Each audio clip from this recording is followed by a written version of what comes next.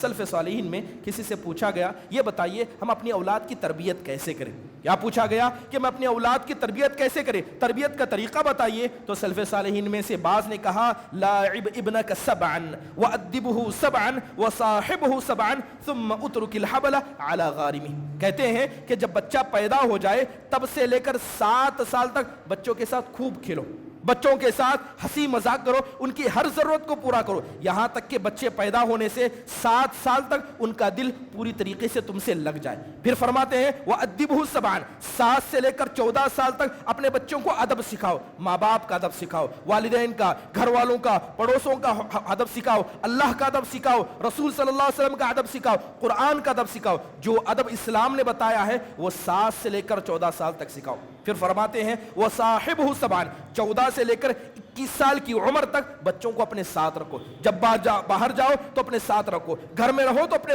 ساتھ رکھو۔ 7 سال بچوں کے ساتھ کھیلو تماشا کیا، 7 سال ادب سکھایا اور 7 سال بچوں کو ساتھ رکھا۔ جب بچہ اتنا کرنے کے بعد 21 سال کا ہو گیا تو سلف صالحین کہتے ہیں پھر اس کے بعد اونٹ کو اللہ کے حوالے کرتے رسی کو چھوڑ دو، تمہاری تربیت یہاں پر مکمل ہوگی۔ السلام علیکم ورحمۃ اللہ وبرکاتہ۔ ان الحمد لله نحمده ونستعينه ونستغفره ونؤمن به ونتوكل عليه ونعوذ بالله من شرور انفسنا ومن سيئات اعمالنا من يهده الله فلا مضل له ومن يضلله فلا هادي له واشهد ان لا اله الا الله وحده لا شريك له واشهد ان محمدا عبده ورسوله اما بعد فان خير الحديث كتاب الله وخير الهدي هدي محمد صلى الله عليه وسلم وشر الأمور محدثاتها وكل محدثة بدعة وكل بدعة ضلالة وكل ضلالة في النار فأعوذ بالله من الشيطان الرجيم بسم الله الرحمن الرحيم يا أيها الناس اتقوا ربكم الذي خلقكم من نفس واحدة وخلق منها زوجها وبث منهما رجالا كثيرا ونساء واتقوا الله الذي تساءلون به والأرحام إن الله كان عليكم رقيبا يا أيها الذين آمنوا اتقوا الله حق تقاته ولا تموتن إلا وأنتم مسلمون يا أيها الذين آمنوا اتقوا الله وقولوا قولا سديدا يصلح لكم أعمالكم ويغفر لكم ذنوبكم ومن يطع الله ورسوله فقد فاز فوزا عظيما وقال الله سبحانه وتعالى ان الشیطان لکم عدوا فاتخذوه عدوا وقال تعالی کما اخرج ابویکم من الجنہ۔ محترم و معزز صدر اجلاس، معزز علماء اکرام، عمائدین جماعت و جمعیت، محترم حاضرین و حاضرات، الحمدللہ اللہ کے فضل و کرم سے ایک دینی مجلس میں ہم سے اکٹھا ہیں۔ اللہ سے دعا ہے کہ اللہ تعالیٰ ان نیک مقاصد کو قبول فرمائے جن کے خاطر اس طرح کے اجلاس منعقد کیے جاتے ہیں، اور اللہ ہم سب کو توفیق دے کہ جو باتیں سنی یا سنائی جائیں وہ ساری کی سارے ہمارے عمل میں ضرور آئیں، آمین۔ محترم حاضرین، بلا کسی مقدمے کے مجھے عنوان دیا گیا کہ نوجوانوں میں اخلاقی بگاڑ، اس کا اسباب و علاج۔ یہ بات ہم سب جانتے ہیں کہ جب سے اللہ تبارک و تعالیٰ نے اس دنیا کو وجود بخشا ہے، اسی وقت سے لے کر اللہ تعالیٰ نے ہم انسانوں کی رشد و ہدایت کے لیے وہ تمام چیزیں مہیا کرا دیں جن کی ضرورت ایک انسان کو پڑ سکتی ہے، کیونکہ یہ بات ہم سب جانتے ہیں کہ جب اللہ تعالیٰ نے ہمارے باپ آدم علیہ السلام کو پیدا کیا تو اسی روز اول سے ایک دشمن بنی نوع انسان کا ایسا بن گیا جو اپنی دشمنی میں لگا ہوا ہے۔ وہ دشمن کوئی معمولی شخص نہیں ہے، اس کی طاقت، اس کا غلبہ اور اس کی طاقت کا اندازہ اس اعتبار سے لگایا جا سکتا ہے کہ اس نے اللہ تعالیٰ سے چیلنج کیا۔ اللہ تعالیٰ سے کہا کہ اللہ، میں تیرے بندوں کو ضرور گمراہ کروں گا، میں سیدھے سے آؤں گا، میں پیچھے سے آؤں گا، کبھی دائیں سے آؤں گا، کبھی بائیں سے آؤں گا، اور تو اپنی قدرت کے بعد، اپنی ہزاروں نشانے کے باوجود اپنے بندوں کو بہت ہی کم شکر گزار پائے گا۔ یہ دشمن کون ہے؟ یہ دشمن شیطان ہے۔ اللہ تعالیٰ اسی کا ذکر کرتے ہوئے کہتا ہے ان الشیطان لکم عدو، اے انسانوں اس بات کو جان لو کہ شیطان تمہارا دشمن ہے، فاتخذوہ عدوا، تو اس شیطان کو اپنا دشمن سمجھو۔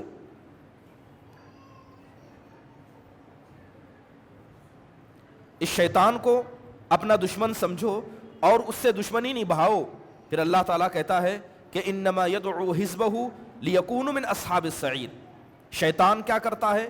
شیطان اکیلا نہیں آتا ہے بلکہ وہ اپنے لاؤ و لشکر کو لاتا ہے اور چاہتا ہے کہ جس طرح وہ اور اس کا لشکر جہنمی بنا ہے تم بھی اس کے ساتھ اس کے جہنمی ساتھی بن جاؤ۔ ایک دوسری جگہ اللہ تعالیٰ کہتا ہے وَلَا تَتَّبِعُوا خُطُوَاتِ الشَّيْطَانِ، کہ بنی آدم، اے انسانوں، تم شیطان کی پیروی نہ کرو اس لیے کہ تمہارا کھلا دشمن ہے۔ اگر شیطان کی دشمنی کا اندازہ لگانا ہو کہ آخرکار شیطان ہم سے کس قدر دشمنی کر سکتا ہے یا کس قدر دشمنی اس سے کی ہے، تو اس بات سے اندازہ لگایا جا سکتا ہے کہ جب حضرت آدم علیہ السلام کو اللہ تعالیٰ نے دنیا میں وجود بخشا تو سب سے پہلے اس نے ہمارے باپ کے ساتھ دشمنی کی۔ حضرت آدم کو جنت سے نکلوا دیا، اور اس کی دشمنی کی ایک زندہ علامت یہ بھی ہے کہ آپ دیکھیں کہ جب بھی دنیا کے اندر کوئی معصوم بچہ پیدا ہوتا ہے جس کا کوئی گناہ نہیں، یہاں تک کہ اللہ کے نمائندہ اللہ تعالیٰ کی جانب سے طے کیے ہوئے فرشتے بھی اس پر کوئی گناہ نہیں لکھتے، وہ معصوم بچہ دنیا میں آتے ہی شیطان اسے تکلیف پہنچاتا ہے، شیطان اسے زور سے کچوکا لگاتا ہے، یہاں تک کہ وہ بچہ پیدا ہونے کے بعد تیزی سے چیخنے اور چلانے لگتا ہے۔ تو آپ تصور کر سکتے ہیں کہ شیطان ہمارا کس قدر دشمن ہے۔ محترم حاضرین، اس دشمن کا غلبہ سب سے زیادہ انسانوں کے اندر جس مرحلے میں جس طبقے پر اس کا غلبہ دیکھا جا سکتا ہے وہ جوانی ہے۔ جوانی یہ انسان کی زندگی کے اندر ایک ایسا مرحلہ ہے کہ جب یہ مرحلہ آتا ہے تو انسان کو سوچنے کا، کچھ کرنے کا اور انقلابی جذبہ جسم کے اندر، دماغ کے اندر، دل کے اندر کچھ اس طرح بس جاتا ہے کہ انسان کو کچھ کرنا ہے، یا تو خیر کرنا ہے یا تو شر کرنا ہے، انسان کو کرنا ہے۔ اب شیطان ہمیشہ کیا کرتا ہے؟ اسی مرحلے کو خصوصی طور پر وہ ٹارگٹ بناتا ہے اور چاہتا ہے کہ اس مرحلے میں لوگ سب سے زیادہ اس کے دلدادہ بن جائیں۔ یہی وجہ ہے کہ اسلام نے انسان کی زندگی میں خصوصی طور پر جوانی کی بڑی اہمیت بیان کی ہے۔ اگر جوانی کی اہمیت کو سمجھنا ہے تو حضرت عبداللہ بن عباس رضی اللہ عنہ کا ایک بہترین قول جس کے اندر وہ فرماتے ہیں کہ ما بعث نبی الا وهو شاب، فرماتے ہیں کہ اللہ تعالیٰ نے جتنے بھی لوگوں کو نبی بنایا یا جن کو نبی بنا کر بھیجا گیا وہ سب کے سب نوجوان تھے۔ پھر فرمایا وَلَا أُوتِيَ الْعِلْمَ إِلَّا وَهُوَ شَابٌ، اور اسلام کی یا انسانوں کی تاریخ پڑھ کر دیکھو کہ اللہ نے جتنوں کو بھی علم دیا وہ سب کے سب نوجوان تھے۔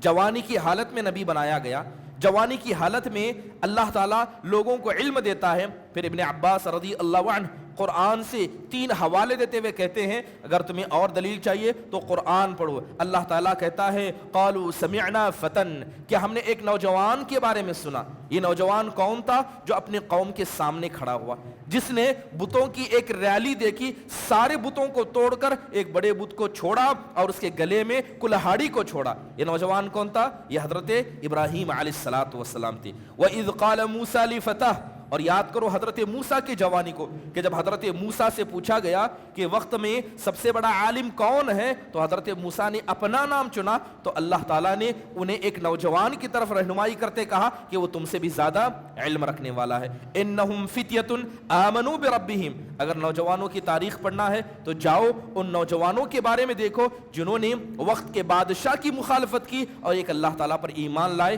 یہ کون تھے؟ یہ اصحاب کہف کے لوگ تھے۔ محترم حاضرین، جوانی اسلام کے اندر ایک بڑا مقام رکھتی ہے کیونکہ انسان زندگی کے اندر 3 مرحلوں سے گزرتا ہے، ایک بچپن کا مرحلہ، ایک جوانی کا مرحلہ اور ایک بڑھاپے کا مرحلہ۔ ان 3 حصوں میں اگر دیکھا جائے کہ اللہ تعالیٰ کو سب سے زیادہ عبادت کس مرحلے میں پسند ہے، ہم سب جانتے ہیں کہ جوانی کے مرحلے میں جو بندہ عبادت کرتا ہے یہ عبادت اللہ کو سب سے زیادہ پسند ہے۔ اللہ یہ نہیں چاہتا کہ بوڑھے لوگ ہی فجر کی نماز میں شریک ہوں اور جوان سوتے رہیں، کمانے میں نوجوان آگے ہوں اور عبادت میں نوجوان پیچھے ہوں۔ بلکہ اللہ کے نبی علیہ الصلوۃ والسلام نے کئی حدیثوں میں اس بات کی وضاحت کر دی ہے اور فرمایا ہے کہ نوجوانی کی عبادت یہ اللہ کو پسند ہے۔ بڑی مشہور حدیث ہے، اللہ کے نبی فرماتے ہیں سبعۃ یظلھم اللہ فی ظلہ، کہ 7 قسم کے ایسے خوش نصیب ہوں گے جو اللہ تعالیٰ کے عرش کے قیامت کے دن سائے میں رہیں گے۔ قیامت کے دن اللہ کا عرش کا سایہ ان کو نصیب ہوگا۔ اس کے اندر اللہ کے نبی نے فرمایا شاب نشا فی عبادت اللہ، اس کے اندر ایک ایسا نوجوان بھی ہوگا جس نے اپنی زندگی کے سارے مرحلے کو، ساری زندگی اس نے اللہ تعالیٰ کی عبادت میں گزاری ہوگی۔ محترم حاضرین، یاد رکھیے کہ جوانی میں انسان کو گمراہ ہونے کے لیے ہزاروں راستے کھلے نظر آئیں گے۔ ایک مرتبہ شیطان اسے شہوت کے دروازے سے یاد دے گا، کبھی مستقبل کے فکر سے اس کی طرف آئے گا، کبھی اہل خانہ کی طرف، کبھی اولاد کا نام لے کر، اور کبھی معاشرے میں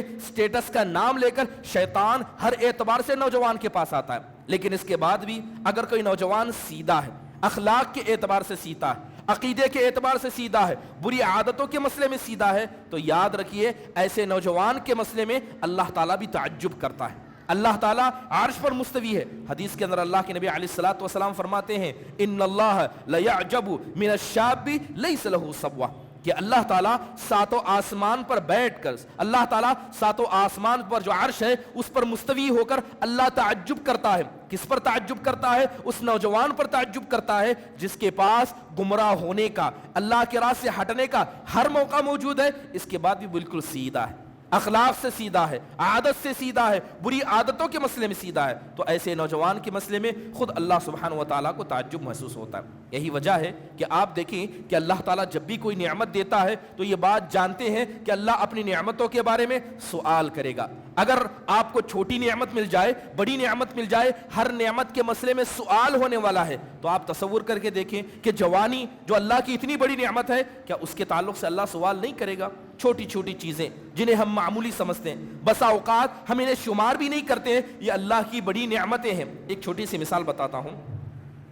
سیرت ابن ہشام کے اندر ایک بڑا پیارا قصہ نقل کیا گیا ہے۔ جب اللہ کے نبی علیہ الصلوۃ والسلام تبوک کے موقع پر تھے، اور یہ قصہ آپ نے بارہا سنا ہوگا کہ تبوک کے موقع پر جب اللہ کے نبی گئے تھے، سفر لمبا تھا، 800 کلومیٹر کا لمبا فاصلہ تھا، کھانے پینے کا سامان میسر نہ تھا، سخت گرمی تھی۔ ایسے وقت میں صحابہ اکرام لڑائی کرنے کے لیے نکلے ہیں۔ اب اللہ کے نبی علیہ الصلوۃ والسلام نے چلتے چلتے ایک جگہ رکنے کا ارادہ کیا، پڑاؤ ڈالا گیا، اور اللہ کے نبی علیہ الصلوۃ والسلام ہمیشہ وادیوں کو چنتے، جہاں نیچے اور اوپر ہونے کا راستہ ہوتا۔ اللہ کے نبی نے ایک وادی کو چنا کہ یہاں پر رکیں، تو سارے صحابہ رک گئے۔ اب سارے صحابہ، سخت گرمی تھی تو سایہ تلاش کرنے میں لگ گئے، کوئی اس طرف جا رہا ہے، کوئی اس طرف جا رہا ہے۔ تو حضرت عمر نے دیکھا کہ جتنے سائے کی جگہ تھی سب صحابہ نے ہتھیا لی، ایک چھوٹی سی ٹہنی کٹ کر گری تھی۔ حضرت عمر جاتے ہیں، اس ٹہنی کو سر پر رکھ کر بیٹھ جاتے ہیں، چھوٹا سا مشکیزہ پانی کا تھا، اسے کھولا، ہاتھ میں چند کھجور تھے، اسے کھانے لگ گئے۔ اللہ کے نبی علیہ الصلوۃ والسلام گشت لگاتے ہیں، صحابہ کے حالات پر غور کرتے ہیں۔ جاتے جاتے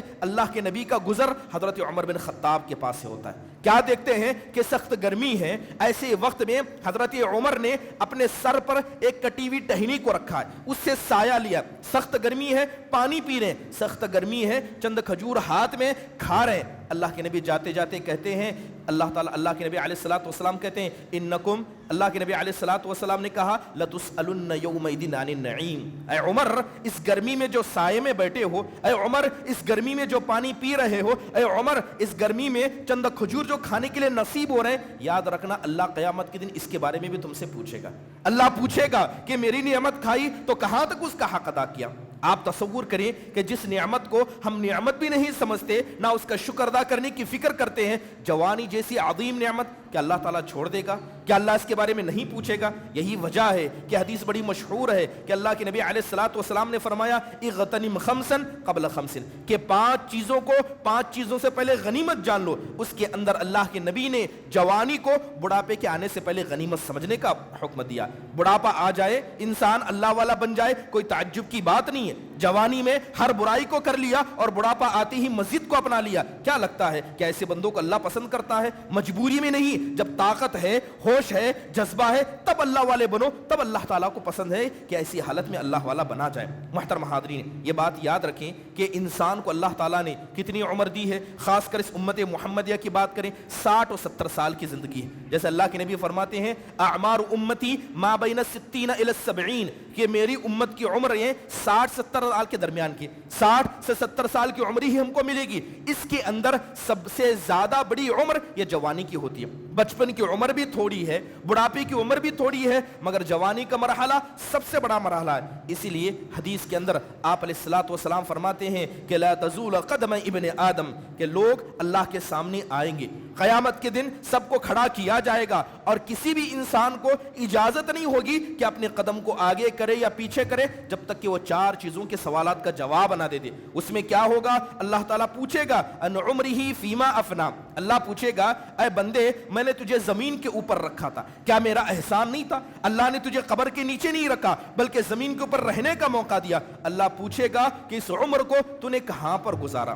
عمر میں جوانی بھی آتی ہے، لیکن جوانی کی اہمیت کے پیش نظر عمر کے سوال کے بعد خصوصی طور پر اور ایک مزید سوال جوانی کے حوالے سے ہوگا۔ پوچھا جائے گا وعن شبابہ فیما ابلاہ، کہ اس جوانی کے بارے میں ہمیں بتاؤ جس جوانی کو ہم نے تمہیں بطور نعمت عطا کیا تھا، کہاں تک تم نے اسے برباد کیا، کہاں تک تم نے اس سے فائدہ اٹھایا۔ محترم حاضرین، یہ بات ہم سب جانتے ہیں کہ ہم میں سے ہر انسان گنہگار ہے، خطا کار ہے، کوئی ایسا نہیں جو دودھ کا دھلا ہے جس سے غلطیاں نہیں ہوتی ہیں، لیکن غلطی کرنے کے بعد اللہ کے سامنے عذر بھی پیش کرنا ہوتا ہے، اللہ کے سامنے عذر پیش کرنا ہوتا ہے، اے اللہ مجھ سے غلطی ہوئی تو مجھے معاف فرما۔ لیکن اس عذر کی بھی ایک عمر ہے، اس عذر کی بھی ایک عمر ہے۔ اگر کوئی آدمی جسے اللہ تعالیٰ ایک زندگی کا مرحلہ عطا کرے، مرحلہ عطا کرنے کے بعد بھی ہوش کو نہ سنبھالے، مرحلہ عطا کرنے کے بعد بھی اللہ کا نہ بنے، تو کبھی اللہ تعالیٰ اس کا نہیں بنتا۔ اللہ تعالیٰ قرآن میں کہتا ہے اولم نعمرکم ما یتذکر فیہ، اے انسانوں یہ بتاؤ کیا ہم نے تم کو اتنی عمر نہیں دی تھی کہ جس کے اندر سمجھ جاتے کہ حقیقت میں اللہ تم سے چاہتا کیا ہے، شیطان تم سے چاہتا کیا ہے؟ کیا اتنی عمر ہم نے تم کو نہیں دی تھی؟ کہ اللہ تعالیٰ لوگوں کو عمر دیتا ہے۔ تفسیر کے اندر بعض سلف صالحین سے پوچھا گیا کہ اگر کسی انسان کی عمر ہو جائے تو بتائیے کہ کتنی عمر ہو جائے کہ اتنی عمر کو اگر انسان پہنچ جائے اس کے بعد وہ اللہ کے سامنے اپنے عذر کو بھی پیش کرے تو اللہ اس کے عذر کو نہ قبول کرے؟ تو بتاتے ہیں کہ 17 سال کی عمر۔ جس کسی کو 17 سال کی عمر تک جینے کا موقع مل گیا، اب اس کے پاس اللہ تعالیٰ کے سامنے توبہ کرنا ہے، اگر بغیر توبہ کیے مر جاتا ہے تو اللہ تعالیٰ اسے معاف نہیں کرے گا، کیونکہ جو عذر کی عمر ہے وہ عمر یہاں سے نکل چکی ہے۔ محترم حاضرین، بات کریں دور حاضر کی۔ دور حاضر کے اندر اخلاق کی جو گراوٹ، اخلاق کا جو بگاڑ ہم اپنے موجودہ نوجوانوں کے اندر دیکھتے ہیں، بڑا افسوس ہوتا ہے۔ کبھی وہ نوجوان تھے جنہوں نے اسلام کو طاقت پہنچانے کے لیے اپنے جانوں کو اللہ کے راہ میں قربان کر دیا، کبھی وہ موقع تھا، کبھی وہ دور تھا جس کے اندر نوجوانوں نے اپنے مال کو اللہ کے حوالے لگا دیا، اپنے نفسوں کو، اپنے اہل خانہ کو، بلکہ کتنے تو ایسے صحابہ تھے جو 24 گھنٹے نبی کریم صلی اللہ علیہ وسلم کے گھر کے باہر رہتے تھے تاکہ بس ایک علم کی بات ان کو سننا نصیب ہو جائے، ایک حدیث ان کو نصیب ہو جائے۔ آج دیکھیں کہ اگر میں پوچھوں کہ نندی کٹکر میں اتنے ہی اہل حدیث موجود ہیں، کیا اتنے ہی مسلمان ہیں؟ جائیے بازار میں، اس سے زیادہ ہمارے نوجوان مل جائیں گے۔ یہ ہمارے نوجوانوں کا حال ہے۔ کیا یہ اخلاقی گراوٹ نہیں ہے؟ کیا یہ اخلاقی بگاڑ نہیں ہے؟ علم سے دور ہونا، علمی مجلسوں سے دور ہونا، یہ شیطان کا انسان پر، اس کی عقل پر، اس کے دل پر حاوی ہونے کی زندہ مثال ہے۔ اس سے بڑھ کر اور کوئی مثال دی نہیں جا سکتی۔ محترم حاضرین، اخلاق کی جو بڑی گراوٹ آج موجودہ معاشرے کے اندر دیکھی جاتی ہے وہ بے شمار ہیں، میں ان کو گرانا نہیں چاہتا بلکہ ان کے اسباب بیان کرنا چاہتا ہوں کہ آخرکار ہمارے نوجوانوں کے اندر جو اخلاق کی گراوٹ پائی جاتی ہے اس کی وجہ کیا ہے؟ سب سے پہلی وجہ جو قرآن و حدیث کے مطالعے کے بعد علماء اکرام نے ذکر کی وہ یہ ہے کہ علم سے دوری۔ علم سے دوری، جو قوم اللہ تبارک و تعالیٰ کے دیے ہوئے علم سے اور اسی طرح بطور نعمت، بطور شرف جو علم اللہ تعالیٰ نے ہم مسلمانوں کو دیا ہے قرآن و حدیث کے ذریعے، اس علم سے دور ہونا یہ گمراہی کی سب سے پہلی وجہ ہے، اخلاق میں بگڑنے کی پہلی وجہ ہے۔ یہی وجہ ہے کہ اللہ کے نبی علیہ الصلوۃ والسلام نے فرمایا طلب العلم فریضۃ علی کل مسلم، کہ جو بھی مسلمان مرد ہے، جو بھی مسلمان خاتون ہے، اس کا بنیادی علم حاصل کرنا ضروری ہے۔ آپ کا بچہ ABCD پڑھے لکھے کوئی فرق نہیں پڑتا، آپ کا بچہ آگے چل کر دنیا کے معاملات جانے نہ جانے کوئی فرق نہیں پڑتا، لیکن اس بات سے اللہ اس کے رسول کو اور ہم مسلمانوں کو فرق پڑنا چاہیے کہ آپ کا بچہ دینی علم جانتا ہے کہ نہیں جانتا، شرک کیا ہے، توحید کیا ہے، بدعت کیا ہے، نماز کی اہمیت کیا ہے، حرام کمائی کی کیا مذمت ہے۔ اگر یہ آپ نے اپنے اولاد کو نہیں سکھایا، مطلب سمجھ لیجئے کہ بگاڑ کی پہلی وجہ یہی علم کا نہ ہونا ہے۔ یہی وجہ ہے ہے کہ امام سیوطی رحمہ اللہ علیہ اپنی کتاب کے اندر فرماتے ہیں کہ تعلیم الصبیانی اصل من اصول الدین. امام سیوطی کہتے ہیں کہ بچوں کو سب سے پہلے قرآن کی تعلیم دینا یہ دین اسلام کی بنیاد میں سے ایک بنیاد ہے. لہذا اگر کوئی آدمی اپنے بچوں کو قرآن کی تعلیم نہیں دیتا, انہیں پہلے ABCD سکھاتا ہے, تو اس کا مطلب یہ ہے کہ اس انسان نے دین کی ایک بنیاد کو گرا دیا, دین کی اصل کو اس نے قائم نہیں رکھا. اگر میں آپ لوگوں سے پوچھوں, دل پر ہاتھ رکھ کے بتائیے کہ کتنے آپ کے گھر میں ایسے بچے ہوں گے جن کو قرآن نہیں پڑھنا آتا مگر انگلش بڑے اچھے سے پڑھنے جانتے ہیں, وہ تیلگو اچھے سے پڑھنا جانتے ہیں, موجودہ معاشرے کے اندر جو ٹیکنالوجی ہے وہ اچھے سے جانتے ہیں. چھوٹا سا بچہ ہے, اسے موبائل چلانا آ گیا ہے مگر اپنے ماں باپ کی عزت کرنا اسے نہیں آیا. اللہ اس کے رسول کا نام لیا جائے تو کیسی ان کی تعظیم ہو وہ اسے نہیں پتا, نماز کی اہمیت نہیں پتا, تو کہیں نہ کہیں اس کوتاہی کی ذمہ دار خود والدین ہیں. محترم حاضرین, ضروری ہے کہ ہم اپنے اولاد کو تعلیم دیں. کس کی تعلیم دیں؟ سب سے پہلے عقیدے کی تعلیم دیں, شرک کی گندگی کی تعلیم دیں, بدعات کے حوالے سے بچائیں, اور اسی طرح بچوں کو جو بنیادی علم دیا جاتا ہے, مثال کے طور پر حیا. آپ جانتے ہیں کہ حیا کا نظام ہونا بہت ضروری ہے, اور اسلام نے بچوں کی تعلیم میں ہمیشہ حیا کو مقدم رکھا ہے. قرآن کی آیت کریمہ ہے, ایک حدیث ہے, اللہ کے نبی علیہ الصلوۃ والسلام فرماتے ہیں ان لکل دین خلقا وان خلق الاسلام الحیا. اللہ کے نبی کہتے ہیں کہ اسلام یہ اخلاق کا بڑا جمگھٹا ہے. اسلام کے اندر بہت سارے اخلاق ہیں مگر ان اخلاقوں کا سردار یہ حیا ہے. لہذا جس نے اپنے اولاد کو حیا کی تعلیم دی, سمجھ لیجئے کہ اسلام کے اخلاق کا ایک بڑا حصہ اس نے اپنے بچوں کو ادا کیا. اگر میں آپ سے پوچھوں کیا سچ میں ہمارے گھروں کے اندر حیا کا نظام ہے؟ آپ یہ بات جانتے ہیں کہ ایک بچہ ہے, 4 سال کی عمر کا بچہ ہے, چاہے لڑکا ہے یا لڑکی, اسلام کا حکم ہے, اللہ تعالیٰ نے کہا کہ اگر وہ بچہ اپنے ماں باپ کے کمرے میں بھی آنا چاہے تو اجازت لے کر داخل ہو, کیونکہ یہ حیا کا نظام ہے. جیسے مثال کے طور پر اوقات کا ذکر کیا, فجر کے بعد کا وقت, ظہر کے بعد کا وقت, عشاء کے بعد کا وقت, یہ اوقات ایسے ہیں کہ اگر آپ کا بچہ 4 سال کا بھی ہو اور اپنے ماں باپ کے کمرے میں بھی داخل ہونا چاہتا ہے تو اجازت لے کر داخل ہو. اب بتائیے کیا یہ قرآن کا حکم نہیں ہے؟ کیا یہ حدیث کا حکم نہیں ہے؟ کتنے ایسے ماں باپ ہیں جنہوں نے اس کے بارے میں اپنے اولاد کو بتایا بھی ہوگا. انہیں اولاد کے بارے میں کوئی فکر نہیں. حیا کا نظام ضروری ہے. جو ماں باپ اپنے بچوں کو حیا نہیں سکھاتے, بچپن سے نہ حیا کی تعلیم دیتے ہیں, خود ماں باپ کے پاس زبان کے حیا نہیں ہے, بچوں کے سامنے گالی دینا, برے الفاظ پیدا کرنا, اور اسی طرح بچوں کے سامنے جھوٹ بولنا, اور یہ ساری بری نمونے بچوں کے سامنے پیش کیے جاتے ہیں. محترم حاضرین, خواتین اگر گھر کے اندر بچیاں ہیں تو انہیں تعلیم دی جائے, چاہے لڑکا ہو یا لڑکی ہو, انہیں نگاہ کی حفاظت کی تعلیم دی جائے. اللہ تعالیٰ کہتا ہے قل للمؤمنین یغضوا من ابصارہم, اے نبی صلی اللہ علیہ وسلم آپ مومنوں سے کہیے کہ وہ اپنے نگاہوں کی حفاظت کریں, اور خاص کر اگر گھر کی بچیاں ہیں, گھر کے اندر خواتین ہیں, تو انہیں بچپن سے تعلیم دی جائے کہ ان کا گھر ان کے لیے سب سے محفوظ جگہ ہے, ان کا گھر ان کے لیے محفوظ جگہ ہے. تمہاری نمازیں تمہارے گھر کے اندر تمہارے اپنے کمرے میں اور کمرے میں خاص جگہ پر پڑھی جائے, یہ اللہ کو سب سے زیادہ پسند ہے, بغرض اس کے کہ تم مسجد میں آ کر نماز پڑھو. محترم حاضرین, آج دیکھیں کہ ہماری مسلم بچیوں کو کہ وہ گھروں میں کم رہتی ہیں اور بازاروں میں زیادہ نظر آتی ہیں, کہیں نہ کہیں یہ تعلیم کی کمی کی وجہ ہے. محترم حاضرین, اسی طرح لباس کے مسئلے کی تعلیم, بے شمار چیزیں ہیں جو تعلیم کے اندر آتی ہیں. تو سب سے پہلی کوتاہی جو ماں باپ کے ذریعے دیکھی جاتی ہے وہ تعلیم کا نہ دینا ہے, اور اس کی وجہ سے بچے آگے جا کر اخلاق کی گراوٹ کا شکار بنتے ہیں. کیا ایسا ہو سکتا ہے کہ کسی درخت کو آپ گندا پانی دیں, ناپاک پانی دیں, اور وہ درخت بڑا ہو کر پھلدار اور خوشبودار پھل دے؟ کیا ایسا ہو سکتا ہے؟ جس طرح ایسا ہونا ناممکن ہے, اسی طرح بچوں کو بچپن میں تعلیم نہ دینا, جوان ہونے کے بعد ان سے اچھے مطالبات, اچھی امیدیں رکھنا, یہ بھی ویسا ہی غلط ہے. محترم حاضرین, اس پر توجہ دینے کی ضرورت ہے. دوسری اہم چیز جس کی کوتاہی ماں باپ کے ذریعے دیکھی جا سکتی ہے, اور یہ اخلاق کی بگاڑ کی بڑی وجہ ہے, یہ تربیت کی کوتاہی ہے. ماں باپ اپنے بچوں کو بچپن سے تربیت نہیں دیتے, تربیت سے دور رکھتے ہیں. یہی بچے جوان ہو کر جب اخلاقی گراوٹ کا شکار بن جاتے ہیں تو ماں باپ شکوے شکایت کرتے ہیں, اللہ سے شکایت کرتے ہیں, علماء کے سامنے آ کر شکایت کرتے ہیں, اپنے دوستوں کے سامنے شکایت کرتے ہیں. یہی وجہ ہے کہ اسلام نے ہمیشہ تربیت پر زور دیا ہے. اللہ تعالیٰ قرآن میں کہتا ہے وَأْمُرْ أَهْلَكَ بِالصَّلَاةِ وَاسْتَبِرْ عَلَيْهَا, اے نبی صلی اللہ علیہ وسلم آپ اپنے اہل خانہ کو نماز کا حکم دیجئے اور اس پر پابند بنیے. نماز کی پابندی آپ کیجئے, اپنے اہل خانہ کو کرائیے. محترم حاضرین, ضروری ہے کہ نماز کی تعلیم, آپ جانتے ہیں کہ جیسے ہی بچہ 7 سال کا ہو, اسلام کیا کہتا ہے کہ اسے نماز کی تعلیم دی جائے. 10 سال کا ہو جائے, نماز نہ پڑھے تو اس پر اسلام مارنے کا حکم دیتا ہے. یقین یقیناً یہ اسلام کا ایک بنیادی نظام ہے، یہ تربیت کا حصہ ہے، اس پر غور کرنا ضروری ہے۔ محترم حاضرین، اسی طرح بچوں کے ساتھ نرمی کرنا یہ اسلامی تربیت کا ایک حصہ ہے۔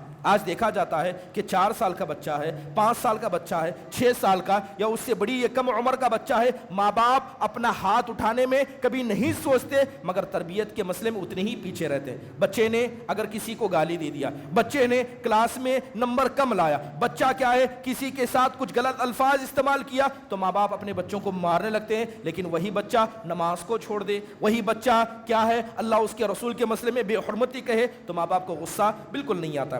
ضروری ہے کہ آپ اپنے بچوں کے ساتھ نرمی کریں اور تربیت کا پہلو اختیار کریں، کیونکہ حدیث کے اندر اللہ کے نبی نے فرمایا اذا اراد اللہ باہل بیت خیرا ادخل فیہم الرفق۔ اللہ کے نبی کہتے ہیں کہ اللہ تعالیٰ جس گھر میں خیر کا ارادہ کرتا ہے اللہ نرمی کو داخل کرتا ہے۔ ماں باپ اگر نرم دل، نرم زبان، نرم مزاج ہوں گے تو سمجھ لیجئے کہ اللہ تعالیٰ نے ایسے گھر والوں کے ساتھ نرمی کا ارادہ کیا ہے۔ لہذا اپنی اولاد کے مسئلے میں باپ کو بھی نرم ہونا پڑے گا اور اسی طرح ماؤں کو بھی نرم ہونا پڑے گا، کیونکہ یہ نرمی تربیت کا ایک اہم حصہ ہے۔ بچوں کو مارنا، بیجا مارنا، بچوں کو گالی دینا اور نماز میں قدوہ نہ بننا، یہ ساری کی ساری چیزیں تربیت کی کوتاہی میں آتی ہیں۔ سلف صالحین میں کسی سے پوچھا گیا یہ بتائیے ہم اپنی اولاد کی تربیت کیسے کریں؟ کیا پوچھا گیا کہ میں اپنی اولاد کی تربیت کیسے کریں، تربیت کا طریقہ بتائیے؟ تو سلف صالحین میں سے بعض نے کہا لاعب ابنک سبعا وادبہ سبعا وصاحبہ سبعا ثم اترک الحبل علی غارمہ۔ کہتے ہیں کہ جب بچہ پیدا ہو جائے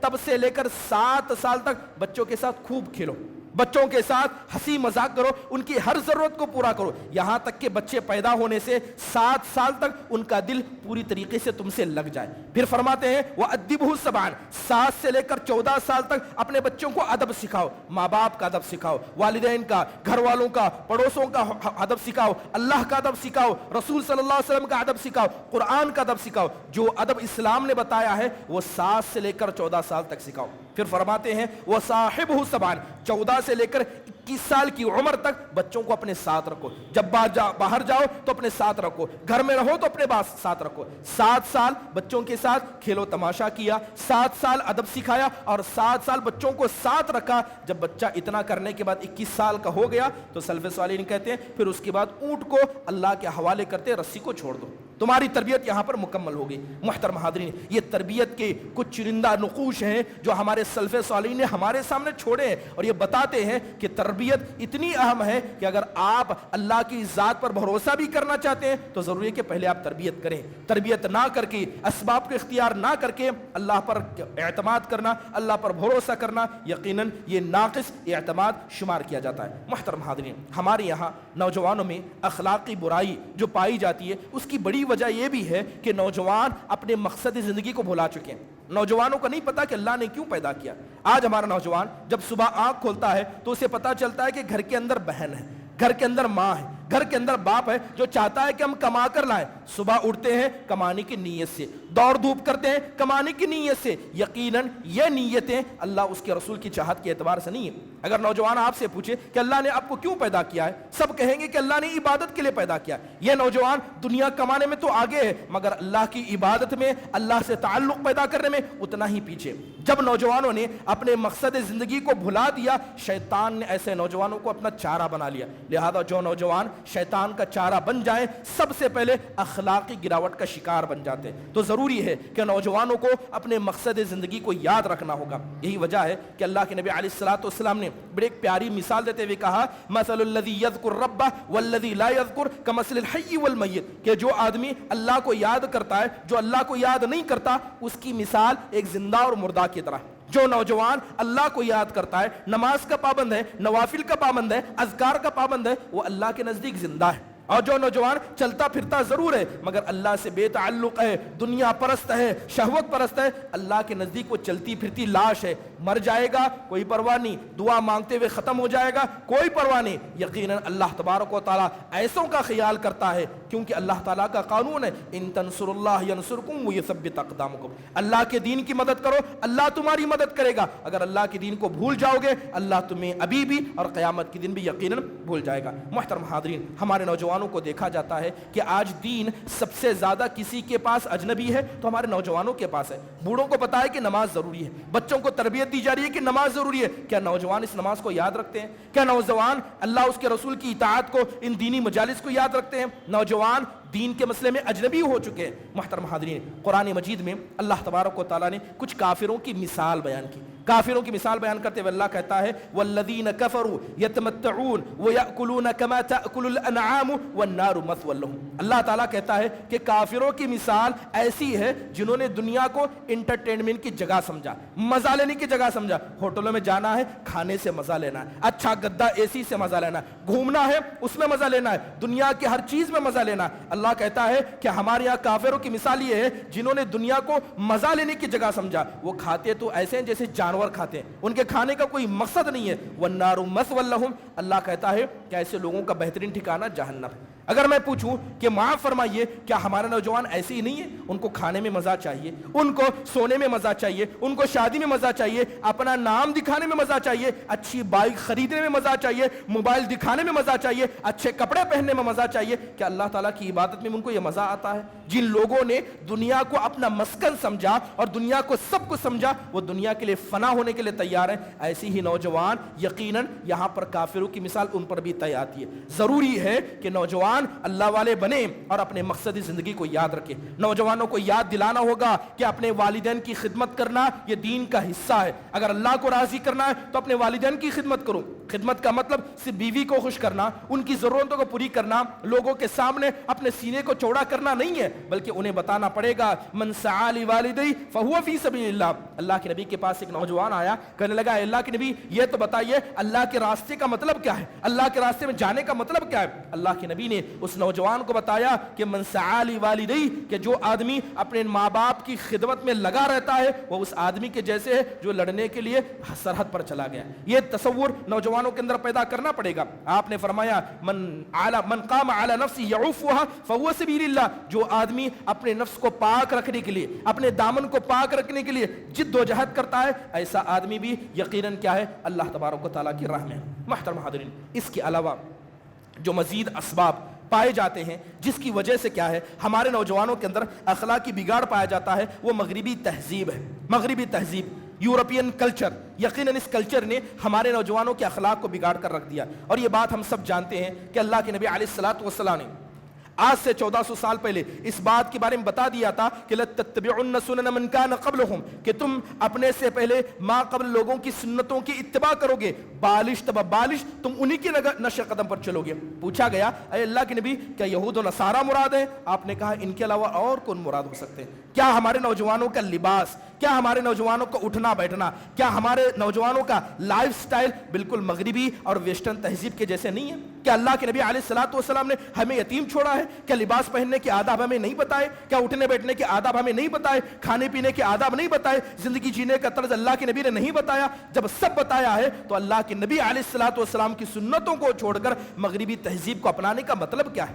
ظاہری بات ہے کہ یہ مغربی پرست بن چکے ہیں. محترم حاضرین, یہی وجہ ہے کہ ہم دیکھتے ہیں کہ نوجوان اپنے جسم کی جتنی خدمت کرتے ہیں اتنی خدمت اپنے ماں باپ کی بھی نہیں کرتے. اپنے جسم کی جتنی خدمت کرتے ہیں اتنی خدمت وہ اللہ اس کے دین کی بھی نہیں کرتے ہیں. جبکہ شاعر کہتا ہے یا خادم الجسم کم تشقى بخدمته انت بالقلب لا بالجسم انسان. شاعر کہتا ہے اے جسم کی خدمت کرنے والے, اس کی خدمت میں تو کتنا تھکے گا, تجھے اللہ نے دل کی وجہ سے انسان بنایا, جسم کی وجہ سے اللہ نے تجھے انسان نہیں بنایا. ہم اپنے دل کی وجہ سے انسان ہیں, اس دل کے اندر جو ایمان ہے اس ایمان کی وجہ سے مسلمان ہے. لہذا جو نوجوان اپنے اس دل کو زندہ رکھتے ہیں, یہ زندہ رکھنے کی کوشش کرتے ہیں, ایسی ہی نوجوان آگے چل کر کامیاب ہوتے ہیں. محترم حاضرین, دور حاضر کے اندر اخلاقی گراوٹ کی ایک بڑی وجہ یہ آج کے دور کے اندر موجودہ سوشل میڈیا ہے. سوشل میڈیا یا یوں کہیں عمومی طور پر انٹرنیٹ کا استعمال. انٹرنیٹ کے استعمال نے ہمارے نوجوانوں کے اخلاق کو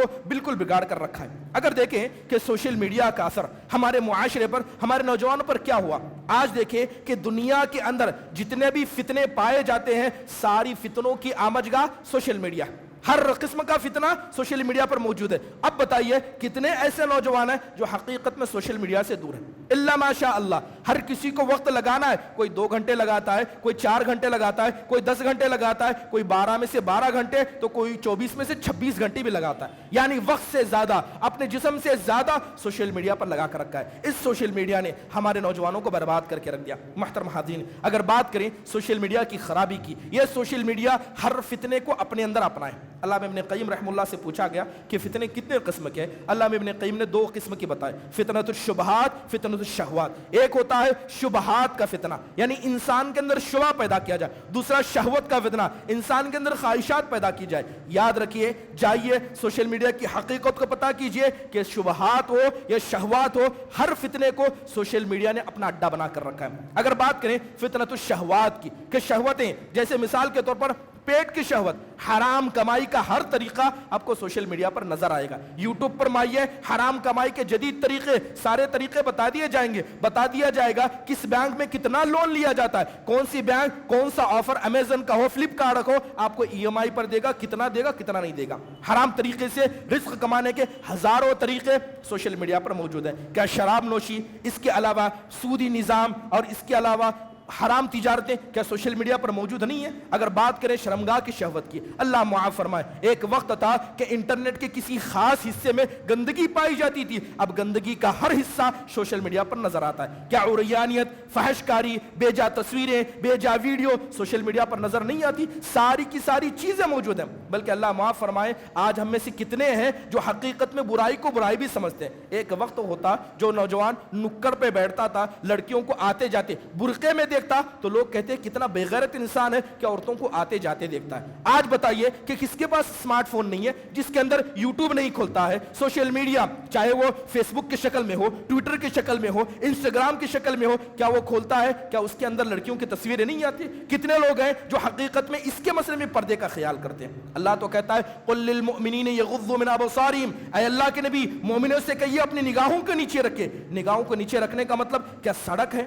صحیح کہا تھا اللہ کے نبی نے کہ ایک وقت آئے گا کہ دین پر عمل کرنا اتنا مشکل ہو جائے گا جس طرح آگ کے انگارے کو اپنا ہاتھ پر رہنا مشکل ہوگا. اگر انسان گھر کے باہر نہ جائے تاکہ کسی غیر محرم عورت پر نگاہ نہ پڑے, تو گھر کے اندر یہ ایسا فتنہ بیٹھا ہے کہ 24 گھنٹے میں آپ کو مجبور کرے گا کہ آپ گھر میں رہ کر بھی ہر وہ حرام کام کر سکیں جو باہر جا کر آپ کر سکتے ہیں. محترم حاضرین, یہ سوشل میڈیا ہے, اور اس سوشل میڈیا پر ہمارے نوجوان لگے ہوئے ہیں. اللہ معاف فرمائے, بہت سارے لوگوں نے دعوت کے لیے صرف سوشل میڈیا چنا ہے. ایسا لگتا ہے کہ دعوت سوشل میڈیا کے علاوہ کہیں ہوتی ہی نہیں ہے. سوشل میڈیا پر ہر قسم کا فتنہ موجود ہے. اس کے علاوہ مال کا فتنہ, حرام تجارتیں, یا اسی طرح جو دھوکے کی زندگی دکھائی جاتی ہے. ہمارے نوجوان سب سے زیادہ کس سے متاثر ہیں؟ ایکٹروں سے, کرکٹروں سے دیکھتے ہیں کہ زندگی گزار رہے ہیں. اور یقین جانیے سوشل میڈیا سے بڑھ کر دھوکے کی زندگی نہیں ہے. آپ جائیے سوشل میڈیا پر ان لوگوں کو دیکھیے جو اچھے اچھے کپڑے پہن کر تصویریں ڈالتے ہیں, اچھی گاڑیاں خرید کر تصویریں ڈالتے ہیں, کاریں خرید کر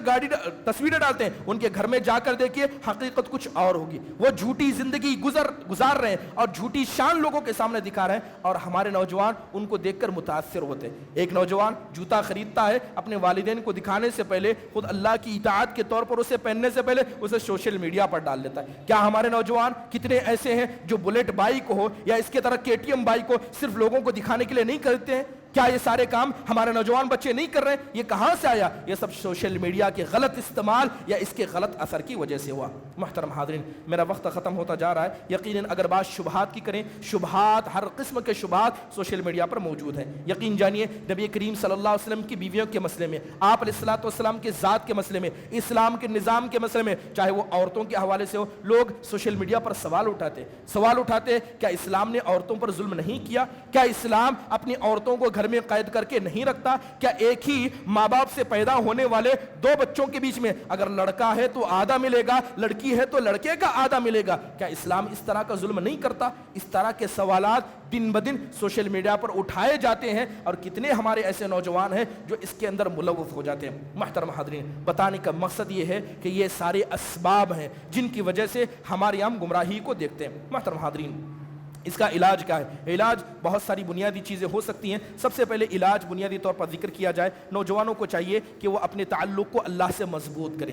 جو آدمی جتنا اللہ سے اپنے تعلق کو مضبوط کرے گا یقیناً شیطان اس سے اتنا ہی دور بھاگے گا، شیطان اس سے دور بھاگے گا. جیسے کہ آپ تصور کریں، بس اذان دی جاتی ہے، اللہ اکبر کا نعرہ اس ممبر و محراب سے لگایا جاتا ہے، شیطان بھاگتا ہے، صرف اللہ کے ذکر سے شیطان بھاگتا ہے. لیکن اگر کوئی نوجوان اللہ تبارک و تعالیٰ کی دین کو، اللہ کی محبت کو، رسول صلی اللہ علیہ وسلم کی محبت کو دل میں جگہ دے گا، کیا ایسے دل کو شیطان اپنی آمجگاہ بنا سکتا ہے؟ کبھی ایسا نہیں ہو سکتا. نوجوانوں کو ضروری ہے کہ وہ جان لیں، اس بات کو یقین کر لیں اور اپنے دل میں گانٹھ باندھ لیں کہ یہ دین ہی انہیں عزت دینے والا ہے، یہ دین ہی انہیں آگے کرنے والا ہے، یہ دین ہی انہیں سربلندی دینے والا ہے. دوسری اہم چیز ہے، نوجوانوں کو سمجھنا چاہیے کہ اللہ تعالیٰ نے جس امت میں انہیں پیدا کیا ہے یہ خیر امت ہے، یہ امتوں میں سب سے بہترین امت ہے. اس بات کا بھی فخر نوجوانوں کو یاد رکھنا چاہیے اور نوجوانوں کو مقصد زندگی کو یاد رکھنا چاہیے. اس کے علاوہ نوجوانوں کو چاہیے کہ سب سے پہلے وہ اپنے نفس کی اصلاح کریں، اپنے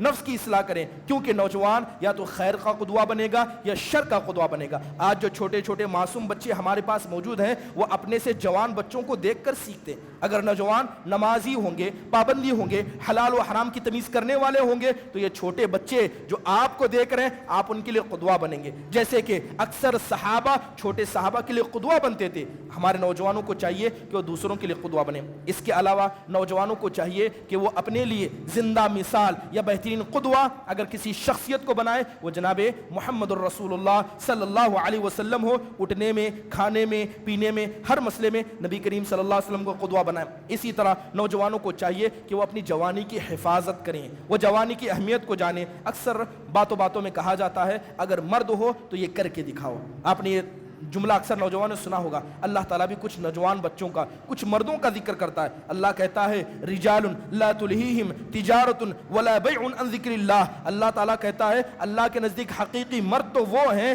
جنہیں تجارتیں اور خرید و فروخت یہ اللہ کے ذکر سے نہیں روکتے. آپ کمائیں گے، کھائیں گے، لیکن اللہ کے ذکر سے نہیں رکیں گے، اللہ کے ذکر میں لگے رہیں گے. حقیقی طور پر اسلامی اعتبار سے یہ مرد ہے، حقیقی طور پر اسلامی اعتبار سے مرد ہے. اس کے علاوہ جب اللہ کے دین کے مسئلے میں آپ آئیں گے، نماز کے پابند بنیں گے تو یاد رکھیے آپ پر مشکلیں آئیں گی، آپ پر دشواریاں آئیں گی. لہذا اللہ کی اطاعت میں صبر کرنا پڑے گا، معصیت سے رکنے میں صبر کرنا پڑے گا. اور نوجوانوں کو چاہیے کہ وہ ہمیشہ حلال روزی کھائیں، حلال روزی کھائیں. جو نوجوان حلال روزی نہیں کھاتا ہے چاہے کتنا بڑا نمازی بن جائے، متقی بن جائے، پرہیزگار بن جائے، اللہ تعالیٰ قیامت کی ایسوں کو ضرور ذلیل کرے گا. اس کے علاوہ موجودہ معاشرے میں جو بہت ساری ایسی گمراہ تنظیمیں موجود ہیں، جو گمراہ فکریں موجود ہیں، ان سے بھی ہمارے نوجوانوں کو بچنا چاہیے. یہی کچھ بنیادی باتیں تھیں. اللہ تعالیٰ سے دعا ہے کہ اللہ تعالیٰ ہمارے نوجوانوں کی اصلاح فرمائے اور جو باتیں کہی گئی ہیں اللہ ہم سب کو اس پر عمل کرنے کی توفیق نصیب فرمائے. اقول قولی هذا واستغفر الله لي ولكم ولسائر المسلمين من كل ذنب فاستغفروه انه هو الغفور الرحيم. السلام علیکم ورحمۃ اللہ وبرکاتہ.